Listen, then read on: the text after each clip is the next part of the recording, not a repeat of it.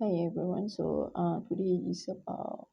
I hope you have a great Sunday today. Hopefully that the Lord always be with you always. Alright, okay. So pada hari ini Injil akan memberitakan tentang pasal keluaran yang ke-30 iaitu mengenai mezbah dan pembakaran dan ukupan. Pada fasa pertama iaitu haruslah kau buat mezbah tempat pembakaran ukupan, haruslah kau buat itu dari kayu penaga sehasta panjangnya dan sehasta lebarnya sehingga menjadi 4 persegi, tetapi haruslah 2 hasta tingginya. Tanduk-tanduknya haruslah seiras dengan mezbah itu. Haruslah kau salut itu dengan emas murni, bidang atasnya dan bidang-bidang sisinya sekelilingnya serta tanduk-tanduknya. Haruslah kau buat bingkai emas di sekelilingnya. Haruslah kau buat 2 gelang emas untuk mezbah itu di bawah bingkainya. Pada kedua rusuknya haruslah kau buat gelang itu pada kedua bidang sisinya, dan haruslah gelang itu menjadi tempat memasukkan kayu pengusung supaya dengan itu mezbah dapat diangkut. Haruslah kau buat kayu pengusung itu dari kayu penaga dan kau salutlah dengan emas. Haruslah kau taruh tempat pembakaran itu di depan tabir penutup tabut hukum, di depan tutup pendamaian yang di atas hukum di mana aku akan bertemu dengan engkau. Iaitu pasal keluaran ke-30 juga tentang fasa yang ke-6 iaitu haruslah kau taruh tempat pembakaran itu di depan tabir penutup tabut hukum. Di depan supaya dapat menutup supaya di depan supaya tutup pendamaian yang di atas hukum di mana aku akan bertemu dengan engkau. Di atasnya haruslah Harun membakar ukupan dari wangi-wangian tiap-tiap pagi apabila ia membersihkan lampu-lampu.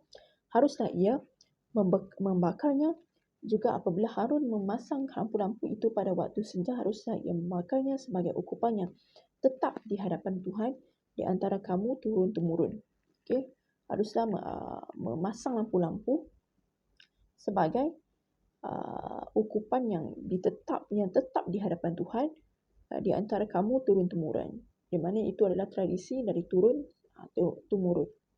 Di atas mezbah itu janganlah kamu persembahkan ukupan yang lain ataupun korban bakaran ataupun korban sajian, juga korban curahan janganlah kamu curahkan di atasnya. Janganlah kamu curahkan di atasnya. Sekali setahun haruslah Harun mengadakan perdamaian di antara tanduk-tanduknya dengan darah korban penghapus dosa. Pembawa pendamaian haruslah ia sekali setahun mengadakan pendamaian bagi mezbah itu di antara kamu turun-temurun. Itulah barang maha kudus bagi Tuhan.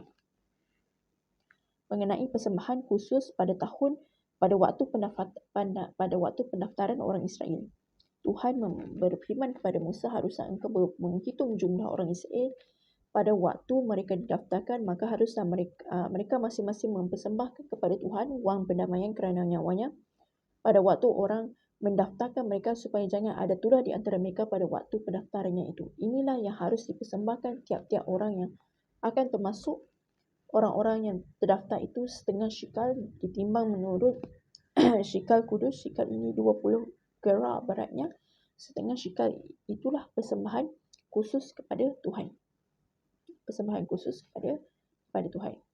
Setiap orang yang akan termasuk orang-orang yang terdaftar itu yang berumur 20 tahun ke atas haruslah mempersembahkan persembahan khusus itu kepada Tuhan.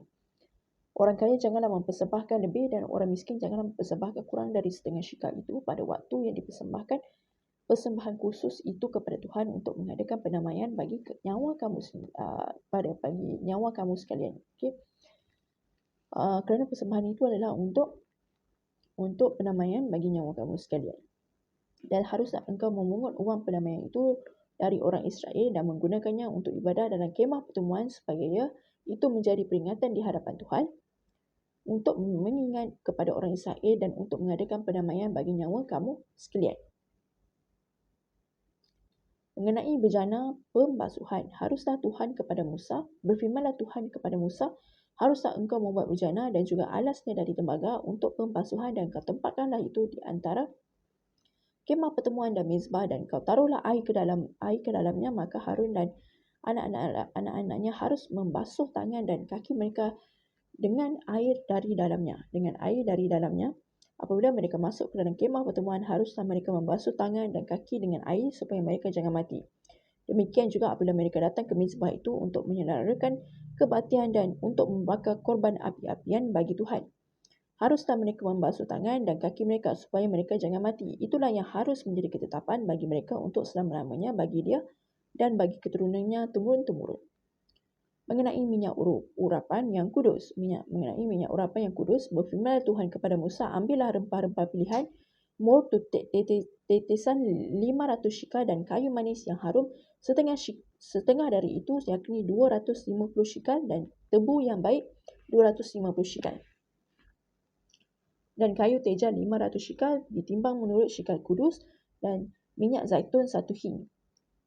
Haruslah kau buat semuanya itu menjadi minyak curapan yang kudus, suatu campuran rempah-rempah yang dicampur dengan hermat seperti buatan seorang tukang campur dengan rempah-rempah itu. Itulah yang harus menjadi minyak urapan yang kudus. Haruslah engkau mengurapi dengan itu kemah pertemuan dan tabut hukum, meja dengan segala perkekasannya, kandil dan perkekasannya dan mezbah pembakaran ukupan. Mezbah korban bakaran dengan segala perkekasannya berjana pembasuhan dengan alasnya haruslah kau kuduskan semuanya sehingga menjadi maha kudus. Sebab orang yang kena kepadanya akan menjadi kudus. Engkau harus mengurapi dan menguduskan Harun dan anaknya supaya mereka memegang jabatan imam bagiku. Memegang jabatan imam bagiku. Dan kepada orang Israel haruslah kau katakan demikian. Inilah yang harus menjadi minyak urapan yang kudus bagiku di antara kamu turun-temurun. Kepada badan orang biasa janganlah minyak itu dicurahkan dan janganlah kau buat minyak yang semacam itu dengan memakai campuran itu juga. Haruslah minyak yang kudus dan haruslah itu kudus bagimu. Orang yang mencampur rempah-rempah menjadi minyak dan semacam itu atau yang membubuhnya pada orang awam haruslah dilenyapkan dari antara bangsanya.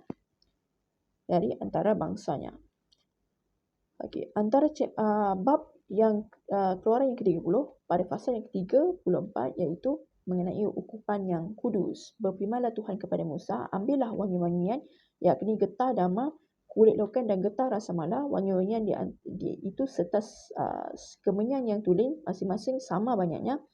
Semuanya ini haruslah kau buat menjadi ukupan satu campuran rempah-rempah seperti buatan seorang tukang campur rempah-rempah digarami murni kudus.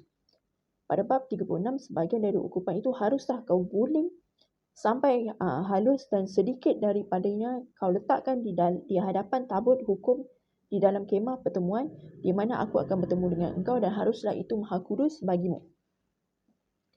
Dan tentang ukupan yang harus kau buat menurut campuran yang seperti itu juga janganlah kamu buat bagi kamu sendiri. Itulah bahagian untuk Tuhan yang kudus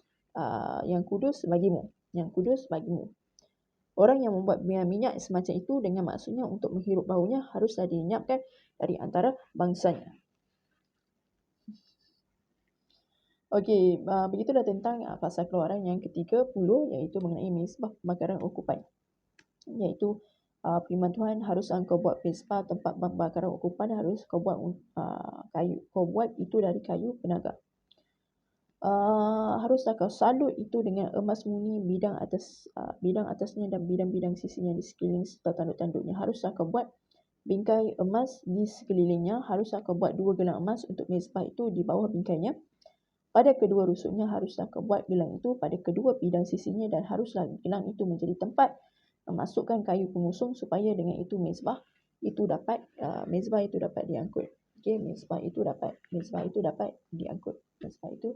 Mezbah itu dapat diangkut. Okey. Dan Tuhan juga berfirman agar Harun haruslah membakar ukupan dari wangi-wangian tiap-tiap pagi. Dan haruslah Harun membakar ukupan dari wangian tiap pagi iaitu wangian-wangian dan juga membersihkan lampu-lampu dan haruslah ia membakarnya.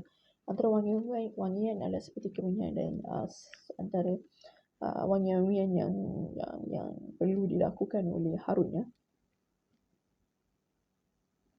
Dan Harun harus melakukan korban persembahan di atas mezbah sesuai dengan kehendak dan juga firman pada Tuhan. Kerana korban dan persembahan ini adalah untuk keturunan Harun turun-temurun dan akan diteruskan dari tradisi hingga tradisi turun-temurun sesuai dengan firman Tuhan. Begitulah tentang pasal Keluaran yang ke-30. Yang ke-30, semoga Tuhan sentiasa bersama dengan kita dan menyayangi kita semua. Amin.